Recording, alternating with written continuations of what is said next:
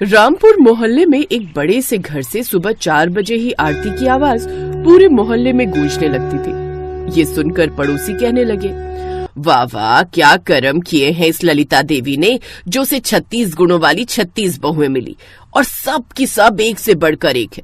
ना जाने क्या कर्म किए होंगे उसने। राज रानी की पूरी 36 बहुएं थी। वो सुबह रोज 4 बजे भगवान की पूजा से शुरू होती थी। अरे माँ जी, उठ गई आप? सच में मैं बड़ी ही भाग्यशाली हूँ। मैंने तो कभी सपने में भी नहीं सोचा था कि मेरे घर में सुबह तड़के 4 बजे की आरती होगी। इसके बाद सभी बहुएं घर के कामकाज में जुट गई। अरे बहुओं, ये तुम दोनों इतनी सुबह सुबह कहाँ से सब्जी ला रही हो? अभी तो कोई ठेले वाला खुला भी नहीं होगा। माँ जी, बाजार जाकर भला कौन ही बासी सब्जियां लाएगा? ये तो हम मोहन भाई से खरीद कर लाई हैं। वो सुबह तड़के जाकर अपने खेत से हरी हरी ताजा सब्जियां तोड़कर लाते हैं ना, फिर मंडी में जाकर बेचते हैं। तो हम सीधा उनके खेत से ही खरीद लाई। देखो तो कैसे एकदम हरी ताजा फ्रेश सब्जियां हैं। कितनी अच्छी हरी भरी सब्जियां, करेले, तोरी, भिंडी और साग लाई हूँ। आपको कल से साग खाने का मन कर रहा था ना, इसलिए। वो ये बात कर ही रही थी कि तभी दूसरी बहू पूजा वहाँ आ जाती है। माँ जी, आप जल्दी से जाकर अब नहा लीजिए। आपके लिए पानी भी गर्म करके रख दिया है, साथ ही कपड़े भी प्रेस करके रख दिए। हाँ, तब तक आपके लिए गर्मा गर्म नाश्ता तैयार कर देते हैं हम। सच में तुम सबकी सब कितनी अच्छी हो, एकदम सर्वगुण संपन्न। मेरे तो भाग्य खुल गए जो तुम जैसी बहुएं मिली। मेरे तो वारे न्यारे हो गए। अब लता देवी नहाने चली जाती है। कुछ देर बाद जब वो लौट कर आती है तो खाने की टेबल पर उसके लिए 36 तरह के पकवान बनकर तैयार होते हैं। अच्छा, जरा टीवी भी लगा दो, खाना खाते खाते थोड़ा मनोरंजन ही हो जाए। लेकिन तभी लाइट चली जाती है। अरे ये क्या, बिजली चली गई। रुको, मैं अभी लैंप जलाती हूँ। फिर पूजा लैंप की रोशनी करती है, जिसकी रोशनी में एक बहू गाना गाती है तो कुछ डांस करने लगती है। अब सही से मनोरंजन हो रहा है ना माँ जी? हाँ हाँ, जब तुम जैसी बहुएं हो तो मनोरंजन कैसे नहीं होगा। प्यारी प्यारी सासू माँ, हमारी प्यारी सासू माँ, हमको जान से प्यारी है, देखो हमारी सासू माँ, हमारी जान हमारी आन, हमारी प्यारी सासू माँ। उसके ये कहते ही अचानक धीरे धीरे सब धुंधला होने लगता है और उसकी सभी बहुएं गायब हो जाती हैं और लता देवी, उनका सपना चकनाचूर हो जाता है। सत्यानाश, बहुओं कहाँ गई सब? अरे इसका मतलब मैं वो सब सपना देख रही थी। हाय, लेकिन कितना अच्छा सपना था। रानी की तरह मेरी सभी बहुएं मेरी सेवा पानी कर रही थी। वैसे सुबह का सपना सच होता है, ये सुना तो है, लेकिन काश ये सपना सच हो जाए। मुझे 36 बहुएं तो नहीं, लेकिन एक ही बहू में 36 के 36 गुण मिल जाए। ऐसी बहू मिल जाए, फिर तो मैं एकदम रानी की तरह राज करूंगी। लता देवी का इकलौता बेटा था अजीत। वो उसके लिए एक ऐसी संस्कारी लड़की लाना चाहती थी जिसके अंदर सभी 36 गुण हो। पंडित जी, मुझे ऐसी बहू चाहिए जो अच्छा खाना बनाना भी जानती हो, पूजा पाठ वाली भी हो, गाना भी जानती हो, नाचना भी जानती हो और जो बड़ों का आदर सत्कार करना जानती हो। कुल मिलाकर ये मान लीजिए मुझे 36 गुणों वाली बहू चाहिए। माँ, आप जानती है ना, आजकल के जमाने में ऐसी लड़की मिलना संभव है। वो बिल्कुल ठीक कह रहा है भाग्यवान, इसीलिए तो आज तक कवारा रह गया। अरे अब एक लड़की में सब मिलना मुश्किल है। हाँ माँ, एक में सिर्फ एक ही गुण मिलेगा और तुम ऐसा नहीं चाहती तो फिर मेरी 36 लड़कियों से शादी करवा दो, जिन सब में हर एक गुण हो। चुप कर, 36 गुणों के लिए मैं 36 बहुएं ले आऊं क्या? अरे इतनी बहुएं रखेगा कहाँ? पंडित जी, आप तो कोई एक ही लड़की बताइए। ये देखिए, ये रही 36 गुणों वाली लड़की निहारिका। इस लड़की की कुंडली साक्षात देविक कुंडली है, 36 गुणों वाली है। आपके बेटे का संजोग इसी के साथ है, खूब जोड़ी जमेगी दोनों की। वाह वाह, ठीक है पंडित जी, तो आप आज ही जाकर बात आगे बढ़ाइए। देखिए लता जी, आपके मन मुताबिक 36 गुणों वाली बहू ढूंढ कर दी है तो दक्षिणा भी मैं मोटी ही लूंगा। हाँ हाँ, चिंता मत कीजिए, मेरा इकलौता बेटा है, दिल खोल कर दक्षिणा दूंगी। अब सही से मनोरंजन हो रहा है ना माँ जी? हाँ हाँ, जब तुम जैसी बहुएं हो तो मनोरंजन कैसे नहीं होगा। प्यारी प्यारी सासू माँ, हमारी प्यारी सासू माँ, हमको जान से प्यारी है, देखो हमारी सासू माँ, हमारी जान हमारी आन, हमारी प्यारी सासू माँ। उसके ये कहते ही अचानक धीरे धीरे सब धुंधला होने लगता है और उसकी सभी बहुएं गायब हो जाती हैं और लता देवी, उनका सपना चकनाचूर हो जाता है। सत्यानाश, बहुओं कहाँ गई सब? अरे इसका मतलब मैं वो सब सपना देख रही थी। हाय, लेकिन कितना अच्छा सपना था। रानी की तरह मेरी सभी बहुएं मेरी सेवा पानी कर रही थी। वैसे सुबह का सपना सच होता है ये सुना तो है, लेकिन काश ये सपना सच हो जाए। मुझे 36 बहुएं तो नहीं, लेकिन एक ही बहू में 36 के 36 गुण मिल जाए, ऐसी बहू मिल जाए, फिर तो मैं एकदम रानी की तरह राज करूंगी। लता देवी का इकलौता बेटा था अजीत। वो उसके लिए एक ऐसी संस्कारी लड़की लाना चाहती थी जिसके अंदर सभी 36 गुण हो। पंडित जी, मुझे ऐसी बहू चाहिए जो अच्छा खाना बनाना भी जानती हो, पूजा पाठ वाली भी हो, गाना भी जानती हो, नाचना भी जानती हो और जो बड़ों का आदर सत्कार करना जानती हो। कुल मिलाकर ये मान लीजिए मुझे 36 गुणों वाली बहू चाहिए। माँ, आप जानती है ना आजकल के जमाने में ऐसी लड़की मिलना संभव है। वो बिल्कुल ठीक कह रहा है भाग्यवान, इसीलिए तो आज तक कवारा रह गया। अरे अब एक लड़की में सब मिलना मुश्किल है। हाँ माँ, एक में सिर्फ एक ही गुण मिलेगा और तुम ऐसा नहीं चाहती तो फिर मेरी 36 लड़कियों से शादी करवा दो जिन सब में हर एक गुण हो।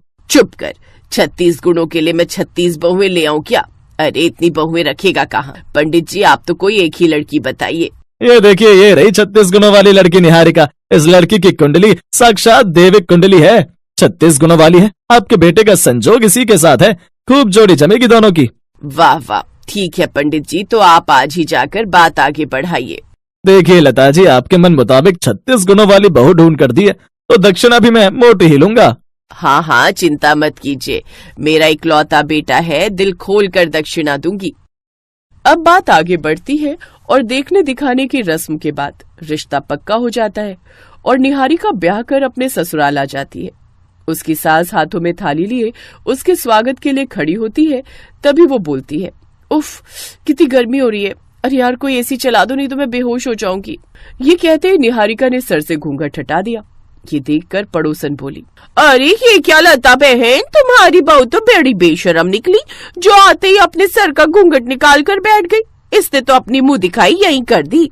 अपनी बहू की करनी पर पर्दा डालते हुए लता लड़खड़ाते हुए बोली, हाँ हाँ तो क्या हुआ, वो सच ही तो कह रही है कितनी गर्मी है यहाँ।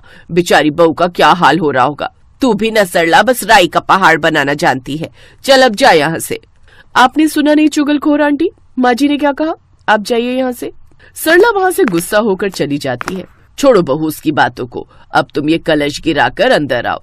निहारिका उस कलश को इतनी जोर से लात मारती है कि वो कलश सीधा जाकर उसके ससुर के माथे पर लगता है। हे राम, मार डाला रे, मार डाला। सॉरी ससुर जी, वो गलती से लग गया। अच्छा चलो कोई नहीं, अब जाओ, जाकर तुम आराम करो, थक गई होगी। फिर कल सुबह तुम्हारी पहली रसोई की रस्म भी है ना। उस वक्त तो वो दोनों वहाँ से चले जाते हैं। फिर अगले दिन सुबह निहारिका कट स्लीव वाली वेस्टर्न ड्रेस पहनकर बाहर आती है। गुड मॉर्निंग माँ जी, कॉफी है? नहीं नहीं बहू, मैं कॉफी नहीं पीती, चाय ही बना दे मेरे लिए। मैं आपको बनाने के लिए कह रही हूँ। है, लेकिन मैं क्यों बनाऊंगी, वो तो तुम बनाओगी ना, तुम इस घर की बहू हो। लेकिन मुझे तो कुछ बनाना आता ही नहीं। है, नहीं आता? हे भगवान, ये तो मेरे साथ धोखा हो गया। 36 गुण वाली बहू मांगी थी, इसमें तो एक भी गुण नहीं है। तो जब तुझे चाय बनाना ही नहीं आता तो फिर खाना बनाना तो आता ही नहीं होगा। पहली रसोई में क्या बनाएगी फिर, घंटा? हाँ माँ जी, मुझे सिर्फ पाउड बनाना आता है, सेल्फी खींचते वक्त बनाते हैं ना वो। सत्यानाश, इन आजकल की लड़कियों को ना तो चाय बनाना आता है और ना खाना बनाना, फिर आता ही क्या है पाउड बनाकर और जीभ निकालकर सेल्फी खींचना। बस उस पंडित को तो मैं छोड़ूंगी नहीं। 36 गुणों वाली बहू बताकर निकम्मी बहू पकड़ा गया। खैर, अब किया भी क्या जा सकता है। अब लता अपनी बहू को चाय बनाना सिखाती है। चल अब चीनी पत्ती डाल। कितनी डालूं माँ जी? हे राम, एक काम कर, पूरी बरनी ही उड़ेल दे, पानी उबल गया है। ठीक है माँ जी। निहारिका सच में पूरी बरनी ही उसमें उड़ेल देती है। हे राम जी, ये बिन पेंदी का उल्टा लोटा मेरे ही पल्ले पड़ना था। बहू तू ये सब छोड़ और बाहर जाकर साफ सफाई का काम कर, खाना मैं बना लूंगी। जो हुकुम माँ जी। अब लता देवी खुद ही खाना बनाने लगती है और निहारिका बाहर साफ सफाई का काम करने लगती है। लेकिन जब लता बाहर आई तो अपनी बहू को झाड़ू लगाता देख माथा पकड़कर बैठ गई। अरे बहू, मैंने तुझे झाड़ू लगाने के लिए कहा था, बैट बॉल खेलने के लिए नहीं। ला दिखा मुझे झाड़ू। देख ऐसे लगाते हैं झाड़ू, ले अब तू भी लगा। जी माँ जी। फिर अगले दिन, हे राम बहू, ये क्या किया, पूरा जग भरकर इस आटरे में उड़ेल दिया, अब इसमें थोड़ा सूखा आटा डाल। इसी तरह वो अपनी बहू को हर काम बारीकी से सिखाती है। ऐसे 3 महीने बीत जाते हैं। एक रोज, अरे रसोई बनाने में देरी हो गई, जल्दी से खाना बना लेती हूँ। तभी निहारिका अपनी सास का हाथ पकड़कर उन्हें डाइनिंग टेबल तक ले जाती है। ये सब किसने बनाया बहू? माँ, ये सब आपकी बहू ने अपने हाथों से बनाया है। अब तो आप मान गई ना, आपकी बहू अब 36 गुणों वाली बहू बन गई है। ये सुनकर लता देवी की आंखों में आंसू आ जाते हैं और वो नम आंखों से बोलती है, जीती रह बहू। आपका बहुत बहुत शुक्रिया माँ जी, जो आपने मुझे हर काम अच्छे से सिखा दिया और अपनी इस बहू को 36 गुणों वाली बहू बना दिया। निहारिका के ससुराल वाले उसके हाथ का बना खाना खाकर बहुत ही खुश होते हैं। अब निहारिका भी 36 गुणों वाली बहू बन जाती है और सबका खूब ख्याल रखती है।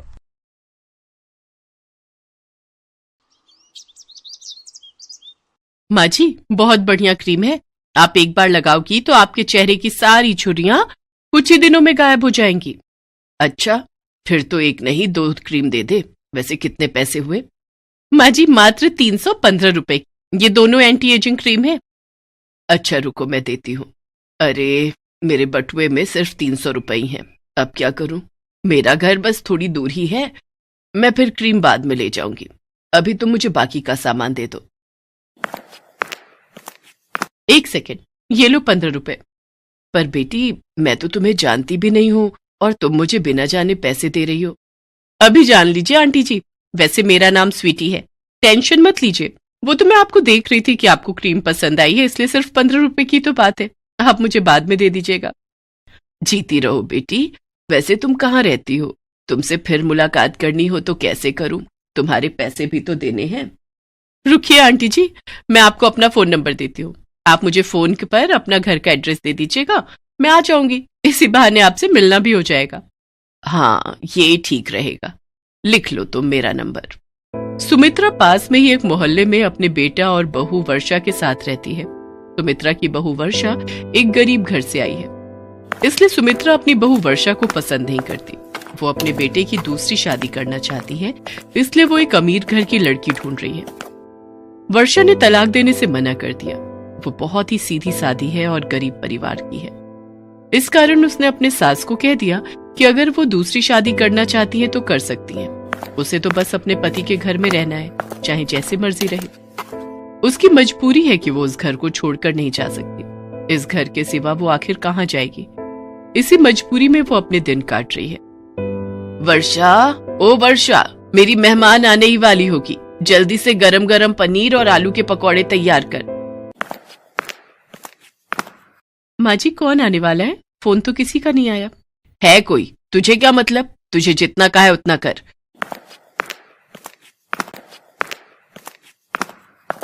रवि बेटा, थोड़ा देर से ऑफिस चले जाना, मुझे तुम्हें किसी से मिलवाना है। मुझे पता है माँ, तुम फिर से शुरू हो रही हो। कोई ना कोई लड़की ही होगी। मैंने तुम्हें कितनी बार मना करा है कि मुझे दूसरी शादी नहीं करनी है। तू पहले ही अशुभ बातें निकाल दे अपने मुंह से। अगर तूने दूसरी शादी के लिए मना किया ना तो मैं अपनी जान दे दूंगी। तू अपनी माँ को चाहता है या नहीं? अभी सुमित्रा बात कर ही रही थी कि तभी स्वीटी आ जाती है। नमस्ते आंटी जी, कैसे हैं आप? अरे आओ आओ बेटी, घर ढूंढने में कोई परेशानी तो नहीं हुई ना? नहीं नहीं आंटी जी, मैंने अपनी गाड़ी बाहर गेट के पास ही पार्क की है, तो कोई परेशानी तो नहीं है ना? अरे नहीं नहीं, परेशानी की क्या बात है। आओ बैठो। रवि बेटा, ये स्वीटी है, बहुत ही प्यारी बच्ची है। सुमित्रा स्वीटी के साथ बहुत मीठी मीठी बातें करती है। ऐसे ही अक्सर सुमित्रा स्वीटी को घर बुला लिया करती थी या फिर रवि के साथ उसके घर मिलकर आ जाती थी। रवि मजबूर था। अगर वो इन सब के लिए मना करता तो सुमित्रा अपने आप को कुछ कर लेती। सुनो, मैं यही कहूंगी, अगर माँ जी को कुछ हो गया तो हम दोनों जिम्मेदार होंगे। आप स्वीटी से शादी के लिए हाँ कर दो, माँ जी अपने आप ही स्वीटी से बात कर लेंगी। स्वीटी भी इस शादी के लिए जल्दी ही हाँ कह देती है। आंटी जी, मैं जानती हूँ आप वर्षा के घर में रहने से खुश नहीं हो, पर आप चिंता मत करो, मेरे पास बहुत पैसा है। हम दोनों खूब ऐशो आराम से रहेंगे, खूब मजे करेंगे, पर एक शर्त पर। अब से तुम मुझे आंटी जी नहीं माँ जी कहोगी। रवि और स्वीटी की शादी हो जाती है और सुमित्रा अपनी बहू वर्षा के लिए सौतन ले आती है। जैसा सुमित्रा ने सोचा था वैसा बिल्कुल भी नहीं हुआ। स्वीटी ने तो आते से ही अपने रंग दिखाने शुरू कर दिए। अरे, ये घर अभी तक गंदा क्यों पड़ा है? क्या यहाँ पर कोई काम वाली नहीं है? नहीं स्वीटी, घर की साफ सफाई का सारा काम मैं खुद ही करती हूँ। तो माँ जी अब तक क्या कर रही हैं? मेरी सहेलियां किटी पार्टी के लिए आने ही वाली होंगी। माँ जी को कहो वो तुम्हारा काम में हाथ बटाए ताकि काम जल्दी हो सके। पर स्वीटी, मैंने माँ जी से कभी कोई काम नहीं करवाया। उनकी उम्र तो देखो, वो इस उम्र में घर का काम कैसे कर सकती हैं? तुम चिंता मत करो, मैं अकेले ही कर दूंगी। तो क्या आराम से बैठकर रोटियां तोड़ने के लिए है वो? मैं उन्हें कभी बुलाती हूँ। माँ जी, ओ माँ जी। क्या हुआ स्वीटी बहू, तुमने मुझे आवाज लगाई? इस वर्षा ने तुम्हें कुछ कहा तो नहीं? किसकी मजाल है जो मुझे कुछ कह जाए? मैं तो आपको बुला रही थी। जल्दी से झाड़ू हाथ में पकड़ो और पूरे घर में लगा दो। मेरी सहेलियों ने आना है। मुझे पूरा घर शीशे की तरह चमकता हुआ दिखाई देना चाहिए। अब आप ऐसे इस तरह बैठी रहोगी तो घर के काम कैसे होंगे? कैसी बातें कर रही हो स्वीटी बहू? जब से वर्षा बहू आई है मैंने घर के किसी काम को हाथ नहीं लगाया। मैं तो घर के काम करना कब का भूल चुकी हूँ। तो अब कर लो, अभी तो कर सकती हो। मुझे कुछ नहीं सुनना, चुपचाप घर का काम कीजिए। ऐसे इस घर में कोई नहीं रह सकता। सुमित्रा सोच में पड़ जाती है। उसने अपने पैरों पर खुद ही कुल्हाड़ी मारी थी। वर्षा जैसी बहू के होते हुए उसने स्वीटी जैसी लड़की को अपनी बहू बनाया, जिसकी वजह से आज वो इस उम्र में घर के काम कर रही थी। क्या बात है स्वीटी, तेरी तो दोनों नौकरानियां बिल्कुल बेकार हैं। इन्हें तो जैसे घर के काम ही नहीं आते।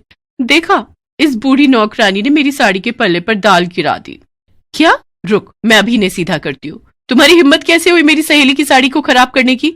अब तुम भूखी रहोगी, तुम्हें पूरा दिन कुछ खाने को नहीं मिलेगा। तुम्हारी यही सजा है। रवि कहीं बाहर गया हुआ था। उसके पीछे ही स्वीटी ने सुमित्रा और वर्षा को बहुत परेशान किया। सुमित्रा भूखी प्यासी घर के काम कर रही थी। तभी वर्षा चुपचाप उसके लिए खाना लेकर जाती है। माँ जी, ये लीजिए, खाना खा लीजिए, आपको भूख लगी होगी।